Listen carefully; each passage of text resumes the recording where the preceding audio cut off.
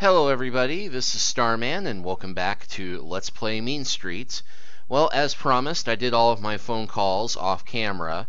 Unfortunately, Vanessa could not give us any information, so I've had to go spend a fair amount of coin with Lee calling references. The first person on the list was Ron Morgan. Ron Morgan has a girlfriend named Della Lang. She knows where to find him. We already have Della Lang on our list further down, so that's a go. Next one on our list that we didn't have information on was Greg Call, which we did not apparently get anything on. Let's see, I don't know where to find Slade, but Police Detective Steve Clements might be able to help you. That's Big Jim Slade, so make a note to go to Clements, who we know who to talk to.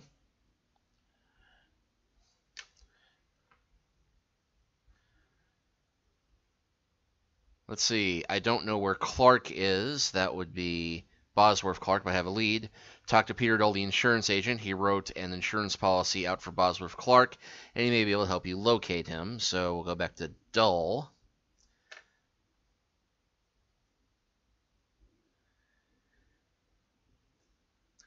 Let's see, Sam Jones. Don't know where Jones is, but John Klaus could maybe help you find him.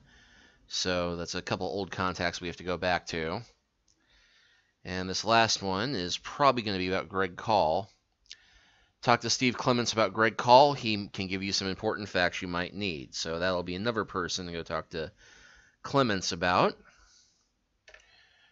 And that's it. So going down our list in order, Ron Morgan, we have to talk to Della Lang about him. Next one on the list is Jorge Valdez, who's at 4931. Not too far away. Alright, let's do the jump cut again. And we're here. And it looks like this might be a dead end, or at least a very quick cut. Let's see, the Jorge Valdez home is located in a tract housing project in Oakland. He comes to the door, and I notice he is still wearing his security badge from ETC. I ask him a few questions about MTC, and he gets a suspicious look on his face. They're keeping everything top secret. I know some Law & Order Party big shots from Los Angeles have been in the office on a number of occasions. No one's supposed to know where they're from, but I overheard them talking while I was doing some service on one of the computers. Ask a few more questions. It's obvious he distrusts what's going on, but isn't quite sure what they're involved with. I thank him for his time and leave. So that is a dead end. Let's see. Next one on our list is Brenda Perry. That'll be 4577. Again, not too far. And jump cut. And we're here. And another dead end, it seems. Brenda Perry. Brenda Perry's home is a small but elegant two-story house that's slightly back from the street. The lawn has just been cut, and there are fresh flowers in the pond on the porch. Brenda Perry enters the door. I ask her a few questions, but she quickly informs me that she just started MTC about 6 weeks ago and really doesn't understand all that goes on right now. I ask her to call me if she hears anything peculiar or odd and peculiar, and leave. So that's another bust. Okay. Next on the list was Greg Call, and we need to talk to Clements about him, and Big Jim Slade as well. So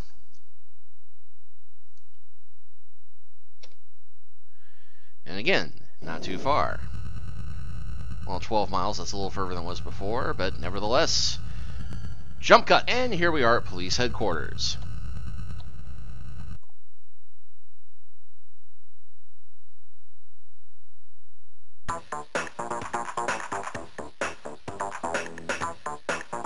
Alright, let's ask him about Greg Call. You're not too popular around here. The chief has told us we're not supposed to give out any information on this case to anyone, and your name was specifically mentioned. I'm taking a big risk even talking to you. This Professor Call commits suicide in his apartment.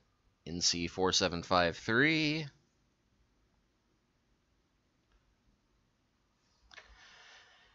Shoots himself with a .38. Looks open and shut, but I'm starting to get suspicious about all the suicides, and before we got there, a couple of goons from the Law & Order Party had gone through the house pretty thoroughly. That doesn't sound suspicious at all. Yeah, okay, nothing new there. Big Jim Slade. Slade's a dangerous man. He's from Detroit, and when he's in town, there's always trouble brewing. We've never been able to pin anything on him, but I'm sure he's a hired gun who's killed a number of people. If you're looking for him, good luck. He's likely to find you before you find him. A guy named Ron Meat might be able to help you, though. Okay, so we have to go back to Ron. And that was all we needed from him.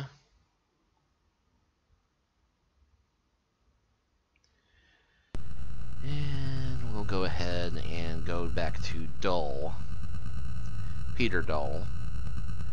Because I like to get these locations written down before we start exploring. So let's see. Peter Dull, he was 4674. Again, nice and local. And jump cut. Actually, I'm not even going to bother with the jump cut, but he's literally a mile away and just down the road. It's going to climb to maximum altitude before it goes down, though, isn't it? Yeah, it is.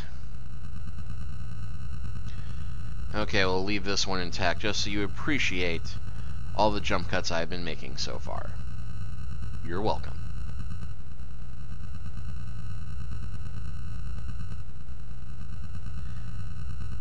Alright.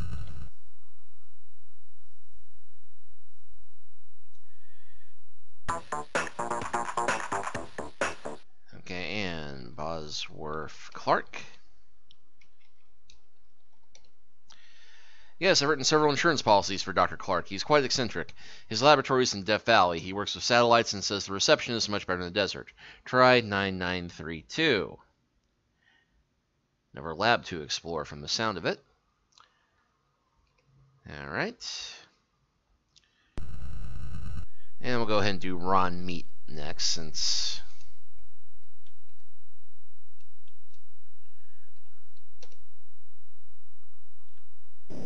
And... well, that's not far at all. That's not even less than a mile. I mean, that is less than a mile.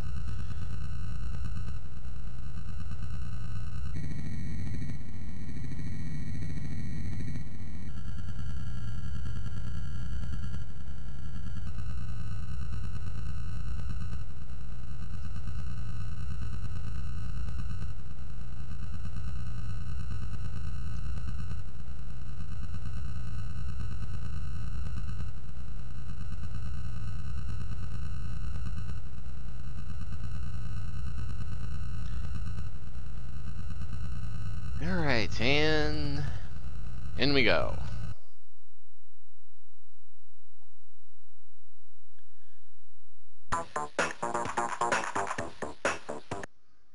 Okay, we're going to ask him about Big Jim Slade. I saw him a week ago throwing around money like it grew on trees. He says he's been real busy lately, and that means people are getting bumped off. I don't know where he is now, but if I hear something, I'll let you know.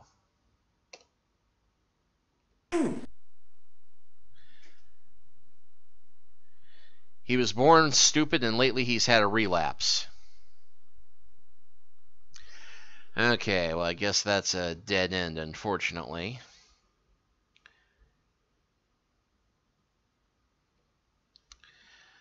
So, let's see, next one on our list was Della Lang, who we had listed as Ron Morgan's girlfriend. Oh, she's all the way in Los Angeles. Then we really need this jump cut now. And we're here at Della Lang's place.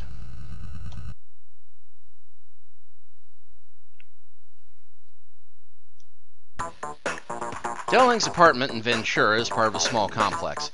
Della Lang answers the door. I give her the details of the case, ask her if she has a few minutes to answer some questions. It's clear she doesn't want to be bothered, but then agrees. Make it quick, she says.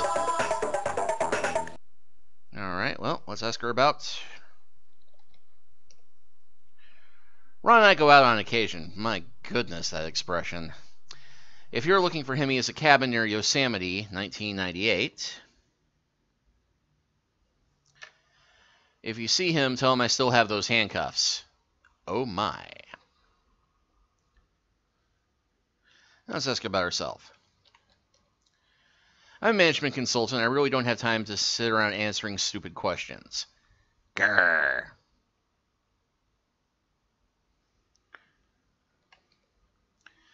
Let's see, MTC is getting its management training center. To tell you the truth, I haven't gone too far with them. Tom Griffith doesn't like me looking into their affairs too much, you know? When I meet with him to discuss company procedures, he's always stalling about certain reports not being available. Then he tries to ask me out. He's a royal pain to work with. That expression, just ugh. I love talking to exciting people. Too bad you don't qualify. Ow. Well, might as well.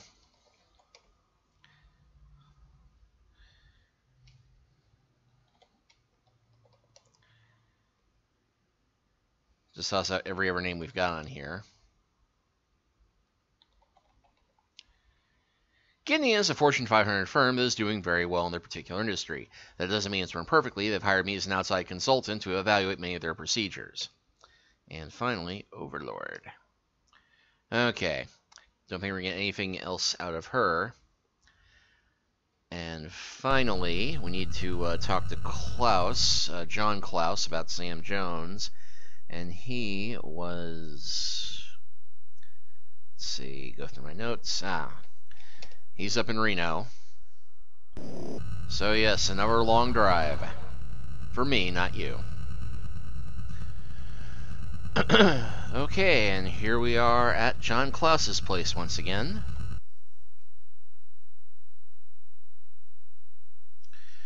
Here to ask about Sam Jones. And he still asks, how'd you find me, even though I've been here before. He's an arrogant old Nazi who works in Las Vegas. Use code 0021. Be careful, he's a faithful Law and Order party member, and he's not going to be cooperative with you. You know, I'd welcome a little action at this point, so rather than move my way back up to the top of the list, let's start with him. Let's see, navigation code.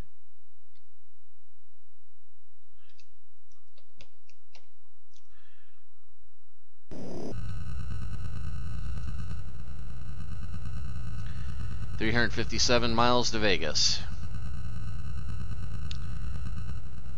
And we're doing most of it along the completely and totally gray, desolate border of Nevada and California. Yeah, well. Jump cut, and here we are. Viva Lost Wages. Of course, there's going to be a shootout.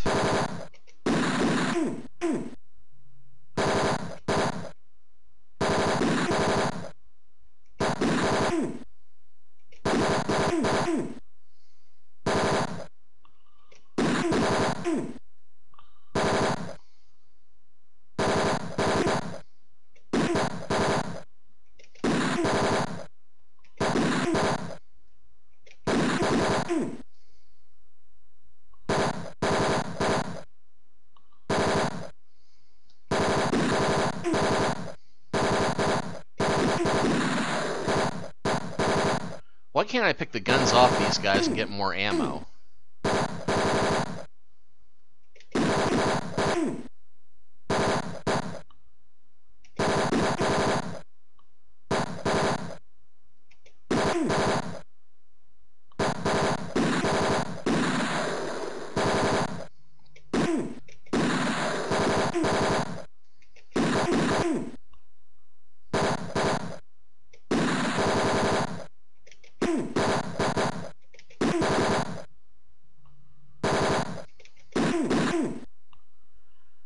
Okay, there we go.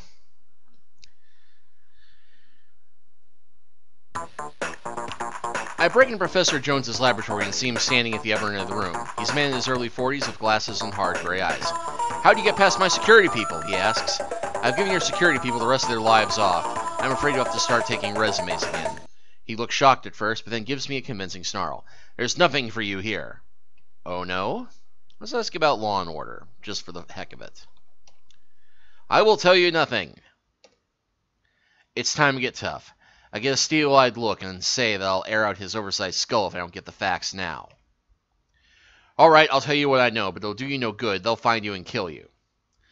The Law and Order Party is becoming more powerful every day and has followers throughout government and business. They're working with us to develop a device which will revolutionize the surveillance industry. Then we will put it to work against the enemies of this country. All decent citizens will benefit from our work. There are those who think the device is dangerous, but we'll soon change their minds about that. Yeah, I think that's word for word what Tom Griffith said when we asked about Overlord. Okay, let's ask about Robert Knott, because we do need to find out their hideout. He's president of Law and Order. Someday he'll lead the world. Okay, fine. Let's ask about Overlord. I will tell you nothing. The heck you won't. How do you find out about Overlord? I guess it doesn't matter because it's almost operational. Through microchips and satellite monitoring stations, we can watch anyone. Yeah, this is exactly what Tom Griffith said last time. Okay, well, I will tell you nothing. My password is Queen, okay?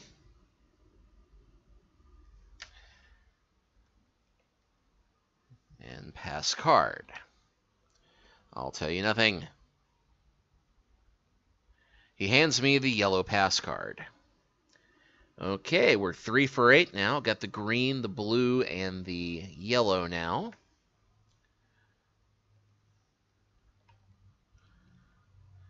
This is like broken record at this point. But hey, I get to beat up a Nazi, so I don't much care. MTC Corporation will soon develop a device that will allow us to become the biggest, most powerful corporation in history. We will spread throughout the world with the help of our affiliate, the Law and Order Party. We will control the destiny of an entire world. Not this one, just an entire world.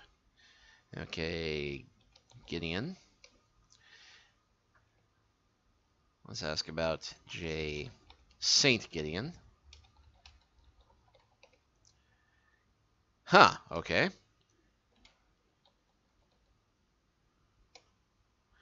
Tom hired me to work on Overlord through MTC. The plan will soon be fully operational. And let's ask about Linsky.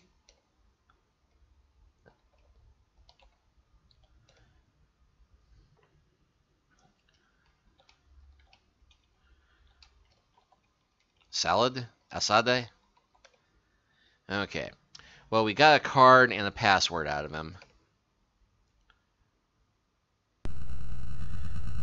So that's something. So back to the top of our list then. We will check out Ron Morgan next. Said that he had a cabin somewhere. Was it 1998? Oh, almost all the way back in Reno. Well, this is what the jump cut was made for. And here we are at the mountain cabin. Being in the mountains feels like getting out of school for summer. The air is still pretty clean and the sky is actually blue up here. Ron Morgan's cabin is on a beautiful piece of property near Yosemite.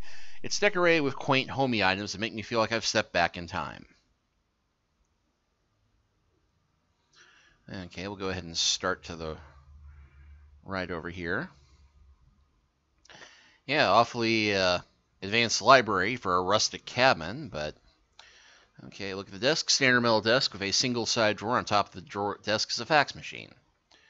Look at the fax machine. The fax machine is operational. The paper is jagged, as if somebody had hurriedly torn the last message away.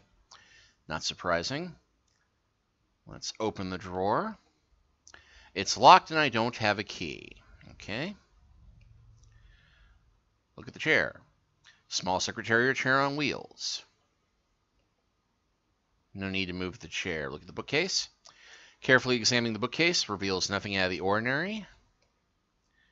Securely fastened down. Okay. Trash can. Plain trash can sits on the floor next to the desk. Wadded paper. The wadded paper is a fax message which reads, Dear Ronnie, last night was incredible. You're incredible, but I need my nylons back. Yours always, Della. Well, we'll go ahead and take that, although that's not exactly important to us.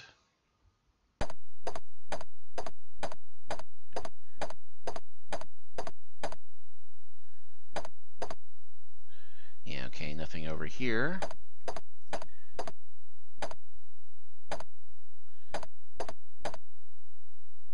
Yes, briefly encountered something.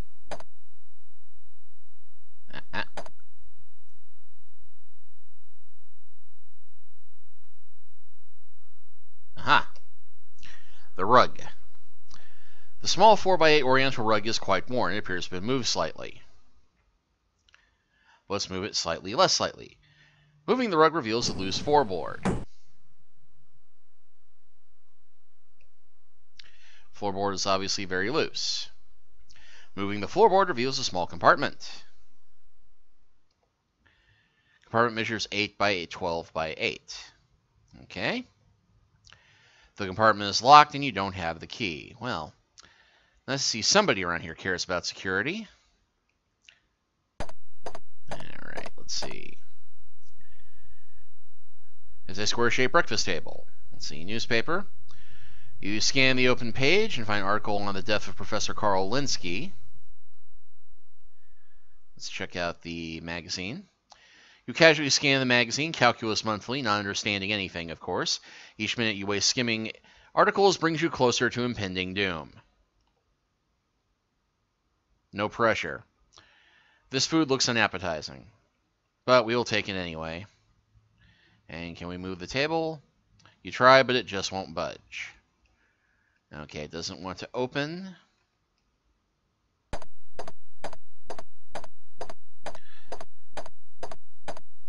Okay, let's see. Couch. 8-foot couch with a cushion out of place. We'll just move the cushion. Aha! Looks like Cheez-It that went crunch. Or Cheez-It went crunch, okay?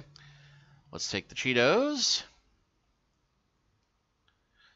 Some women's nylons, the initials on the toe are DL. Can you get monogram nylons?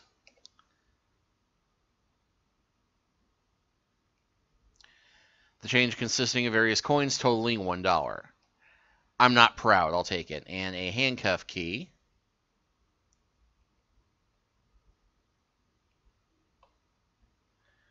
Okay, end table. Ashtray. And a key in the ashtray. Looks like it would fit a desk or filing cabinet.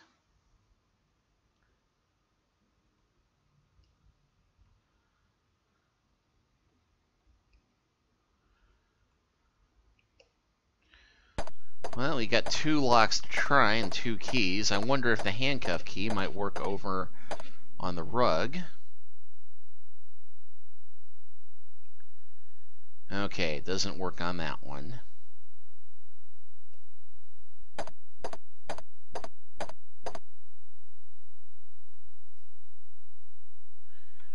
Okay, look in the desk, open the drawer. Okay, looks like we got a photograph and a mortgage book. A picture of an attractive woman in lingerie. You frantically search for more, but find none. Okay, payment book for a beach house located near San Diego, 6470. So I'll make a note, RM Beach House, 6470.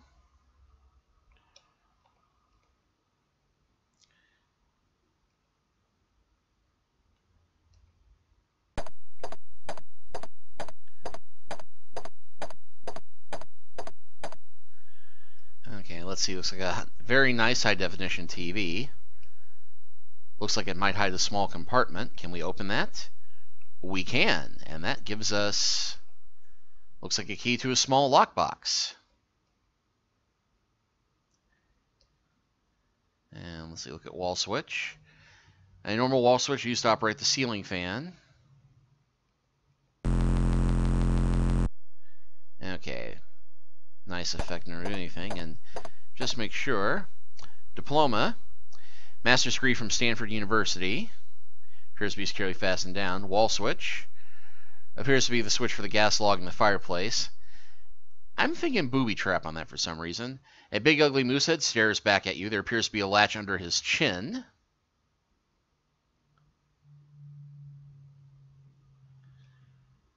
This large rock fireplace with an ugly moosehead hanging from it. Normal looking gas log, wadded paper. White paper is a fax message which reads, Professor, in accordance with your instructions, I have moved your computer equipment to the beach house. Huh.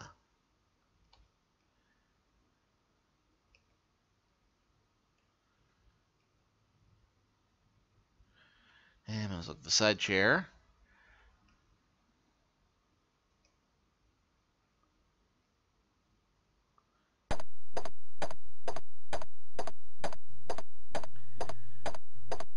Well, let's go ahead and try this box one more time.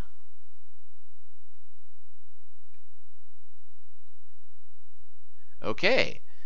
And we now have jewels, an emerald and ruby necklace worth $2,000. Yoink. Property deed for 1 acre near Bakersfield, 1710. Well, that'll be worth pawning if nothing else. 1710. And ammunition, because we always need more of that. Oh, and let's go ahead and take the deed. All right. Well, not a bad haul, all things considered.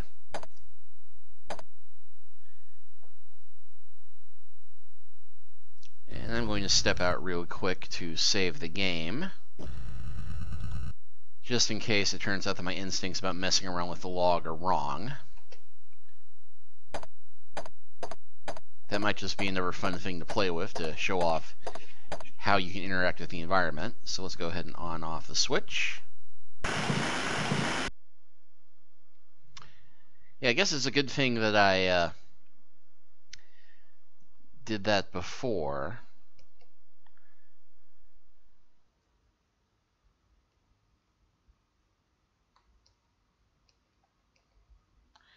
Okay, can't move the gas log.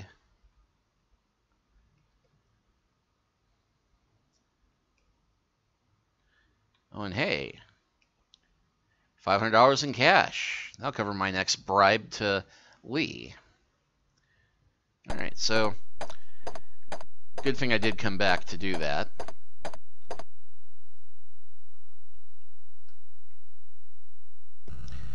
All right, well, I think we got enough time to do one more bit of exploration. I'm thinking we'll go ahead and check out that Bakersfield link, and if it's nothing, we can just go ahead and sell that deed.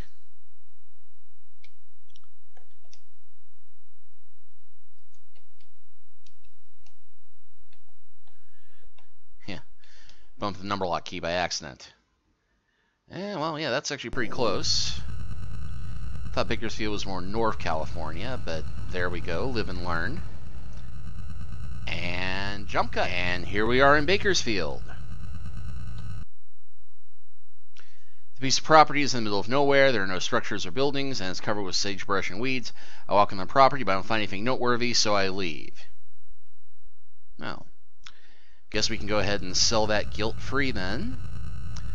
But I will go through inventory and clear out some of the valuables to get us more bail money off camera. And we'll go ahead and close this chapter out. And next time we will continue working our way down the list of new contacts. We'll see you next time.